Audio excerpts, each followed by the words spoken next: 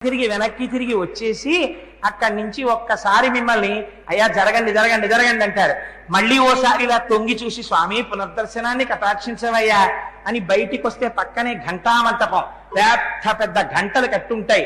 వాటికో నమస్కారం పెట్టి బయటికి వచ్చి మీరు ఎడం పక్కకి వెడితే వకుళమాత ఆ తల్లి వంటశాలలోకి చిన్న కన్నంలోంచి కూర్చుని ఇలా చూస్తూ ఉంటుంది. అమ్మేం చేస్తుంటుంది? ఎప్పుడు కొడుకు ఆకలి చూస్తూ ఉంటుంది. పిల్లాడికి కావలసిన నైవేద్యాలన్నీ జాగ్రత్తగా సిద్ధమయ్యాయో లేదో అమ్మ అలా చూస్తూ ఉంటుంది.